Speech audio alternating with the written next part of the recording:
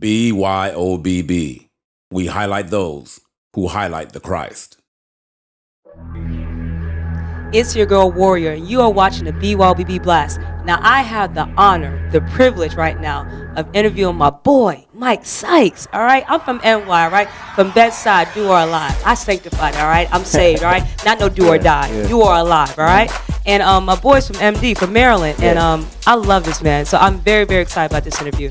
Now, Mike, for those who don't know you, I know you know what I'm saying, but I want you to talk about this whole thing about you being shy. I was reading his bio, and he was talking about how he was shy. I'm like, I went Little John, like, what? You know what I'm saying? Shy. Come on now. You shy? Talk to me about this. Well, I wasn't shy in a sense. I mean, I always was a talker. I always would talk to people, different things like that. But it was getting up on stage and doing my music. I had a fear of what they don't like me. All of my cousins, my brothers, everybody, man, were into music. Like, we used to have big ciphers. Like, I was like 10, 11 years old. We used to sit in the room and rap all night long.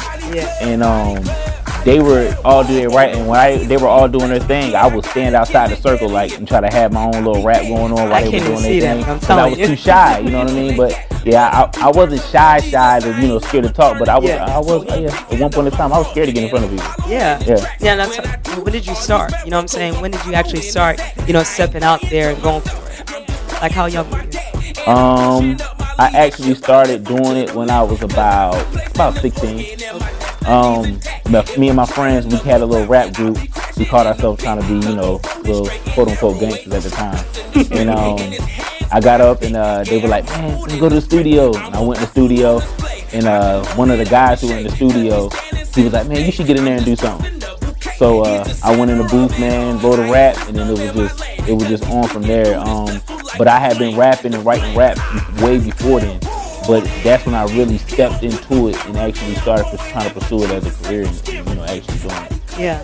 Now, I'm glad you brought that up as far as stepping out and doing it. You write a lot about what you've gone through, you know what I'm saying, about your personal experiences. And I know that you're close to your grandmother. Can you talk a little bit about that for us? Wow. Yes, my dad's mother, we were very close. She was bedbound, and she couldn't move or walk or anything. So when I was young, I used to love her. So, I used to take care of her, feed her. She couldn't, she had to use the bathroom and different things, wash her up and different things like that. But yeah, she was my heart, man. I mean, everything that I tried to do positive in my life before she passed, it was because of her. I remember you. I remember you talking about that before. Now, because the shift happened when I know she had passed on. You know what I'm saying? Because then you got to say before she passed. Yes. Yeah. Can you talk about that? Like, because I know that a lot of people go through that. You know what I'm saying? They get born again, they get on fire, and everything's like, going and moving. You know what I'm saying? God is awesome, life is awesome, and then life happens. You know what I'm saying? Can you please talk about that now? Okay. Yeah. When I was 15.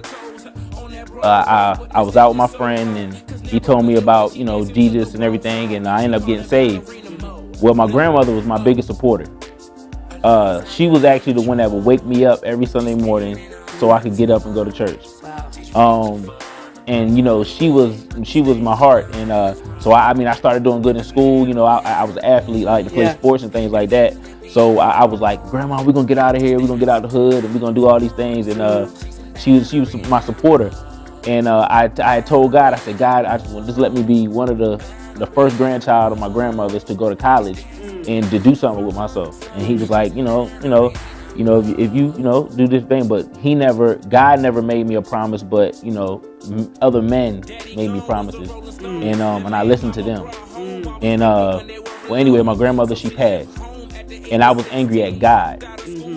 And my first thought was, God, why did you do this? Right. You know what I wanted to do. You know what my thought was. You know what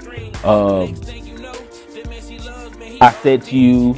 You know what I mean? What I wanted to do again, and it just kept going over in my mind, and I just got bitter. I said, because you took my grandmother, I will never, ever, ever, ever serve you again. Yeah. And I was so furious at God, but He still was loving me. Yeah. And I didn't even know it at the time. Yeah. But he was still doing me good, even though I was just like, you couldn't even talk to me about God. If you talked to me about God, that was a fight. Like I did not want to hear it. You know what I mean? And I opened myself up to all type of, now that I know, spiritual problems, man, that I didn't even know I was walking into. You know, but that right there, that was the impact of my life, and it shifted everything. When I got that bitterness in my heart, it's like I didn't care about nothing, nobody. My conscience, everything had just went away. You know, I still remember. I still remember a pastor. He tried to pray for me, and me and him were wrestling in his living room floor. Like he was like, let me pray for you, and I was like, no. And next thing you know, we rolling around in the living room floor. His wife was like trying to break us up, and they finally get me down, and he prayed for me. But I got up and ran out his house. I can't even see that. Yeah, so I mean, telling you, it was crazy. See, now I'm glad you brought that up. So I want to know, because you said you didn't even realize that God was like, I got you, son. I'm still with you. I'm still, and if you're fighting on the floor with a pastor, you know what I'm saying? Now I want you to talk about how you went from I'm fighting a pastor on the ground, you know what I'm saying, to being in the blast seat right now, you know what I'm saying, to that transition, that point, because I know that you were also about to serve some major time. You had, this man was facing 60 years. Y'all heard me right. 60 years, you know what I'm saying? So something shifted, thank God, you know what I'm saying? And I want you to talk about that, because that's a straight glorious. To go from fighting on the floor to pastor, to facing 60 years, to being where you are now, you know what I'm saying? Please, share it, bro. I would say the grace of God. I went from that, and that same pastor, he told me before I came to Atlanta, he said, if you go to Atlanta, you're gonna die. The same as that pastor, he told me that. And at the time, I didn't understand what he was saying, but he was meaning spiritually. And it was like some of the darkest moments I've had was when I moved to Atlanta. But anyway, to make a long story short, I getting caught up in all these different things, and I ended up getting locked up. And me and my friends, did the wrong thing, dead to the wrong. And I was facing 60 years, and by the grace of God, that's all I can say, man. God's grace, he decided to shift it and to give me another chance. I was facing 60 years, and I still remember I was sitting in my cell by myself. They had moved everybody out of my cell. Like, nobody was in there with me. I was in there by myself. And I still remember the night that guy, he spoke to me, and it just hit me. It just hit me hard. You know what I mean? And all I could do was just say, yes, Lord. You know what I mean? And he just told me, give me your life. And man, after all of this stuff happened, I came to God. He told me that. Like, not even a week later, they took me back to court. After they had said they were going to give me 60 years, they took me back to court, and then they came and said, you know what, we'll give you a 10-year sentence. Wow. And then 60 to 10. 60 to 10. And then right after that, they said, well, we'll give you a 10-year sentence, and you only have to serve 4. Wow. So, I mean, God just did everything, like, not even in a week's time. That's supernatural. Yeah, I'm telling you. And this is after a week. This is after a week. I wasn't even in prison for a month. I mean, I wasn't even in the county jail for a month. Wow. Before I went to prison and everything, and usually that's unheard of. Guys stay in county jails for like months. So I mean, God just moved, and I got out. Asked for a spiritual father, because I didn't, never have one except for one guy. He passed, and that's awesome. No, I love you. I love talking to you. Yes. You know what I'm saying? Talk to me right now as far as, being on the other side, being converted, you know what I'm saying, falling in love with the Lord, making those decisions now, you know what I'm saying? Like, talk to me about that. With where you're headed now. Well, now where I'm headed, I'm more, if I could say, bullseye. If I could say that, I'm more targeted. I'm more aimed than I was before. That's good. I mean, before I was just moving around real frivolous, like not knowing what's going on. But now I'm like, I know where I'm going, and I'm like, I'm looking at my target, like, ready to get it. Yeah, man. And so awesome. Like now it's like, I see where I'm going, and like Apostle always says, see it and work it backwards. Yeah. Awesome. I can see it. I'm glad you bring up your apostle now, our apostle. Phenomenal man of God, you know. Now, with Make Room, you know what I'm saying? That's the album that just dropped, you know what I'm saying? Make Room. Tell me about the wisdom that's been imparted to you from our apostle as far as with this album. It's hot, you know what I'm saying? Like the tracks, everything has been so fire. How are you handling that, you know what I'm saying? Going from how the world did it, now doing it in the kingdom. What's the wisdom that he's giving you in order to make you just, you know, be like an arrow, like the word says, and be shot out? Yeah. Excellent. Yes. That's one of the big things, man, that he's given me and he's told me.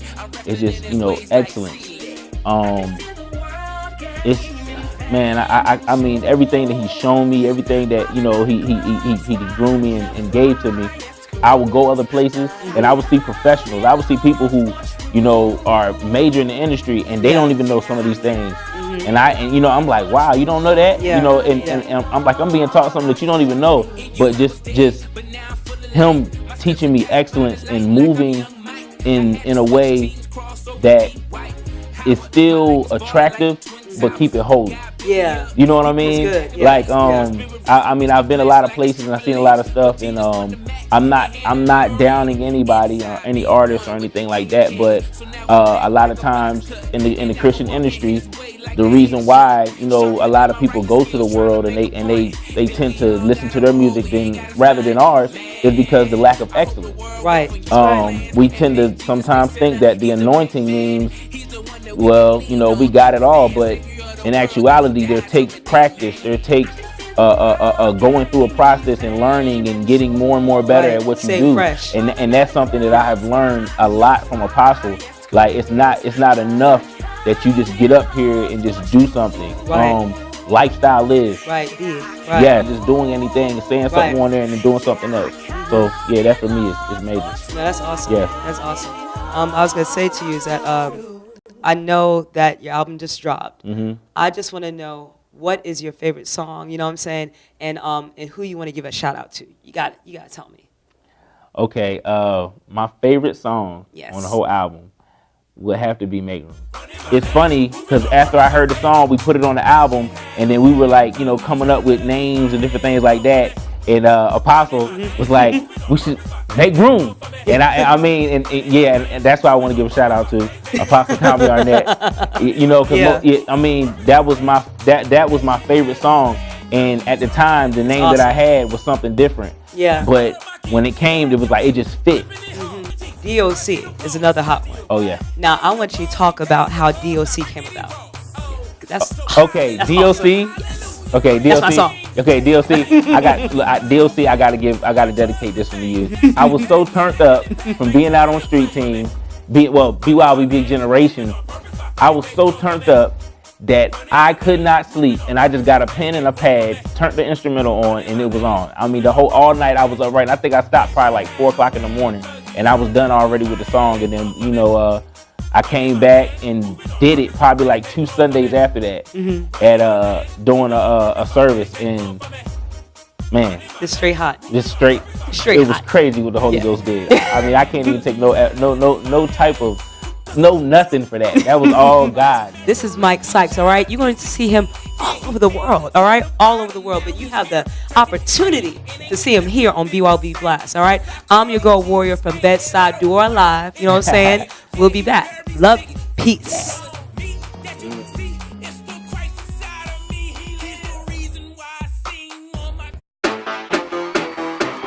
Now y'all ready to turn back up? Y'all ready to turn back up? Where are my disciples of Christ at?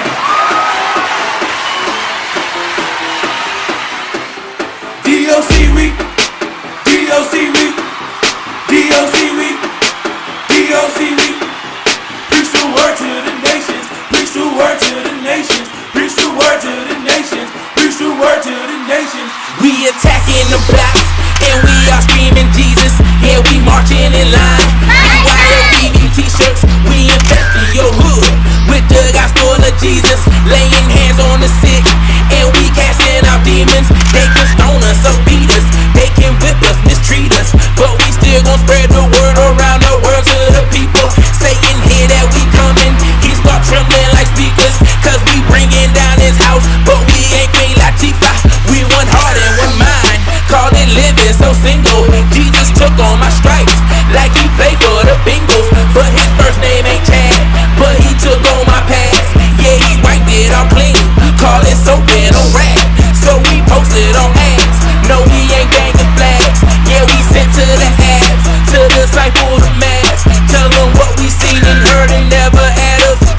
Cause Jesus died to multiply. Now who can add up with that?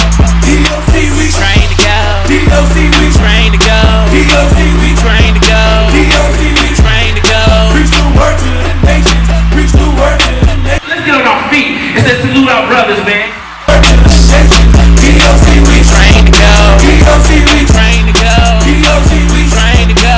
DOC, we train to go. Preach the word to the nations. Preach the word to the nations. Preach the word to the nations. Preach the word to the nations. Yeah, no. Hey, what's up? I'm here watching BYOBB.TV and I'm here to see Mike Sykes. Here watching BYOBB.TV, Mike Sykes. And I'm here to see Mike Sykes. Mike Sykes! Hello. Just wanted to come and say thank you. For those of you who have decided to partner with us, you've actually gone to the site and donated. Thank you so much for what you do. Also, I want to promise you that you will not be receiving any crazy letters in the mail asking you for more money. Thank you so much for being a part of BYOBB. You are helping to make it happen, and we are grateful. Thank you so much. God bless.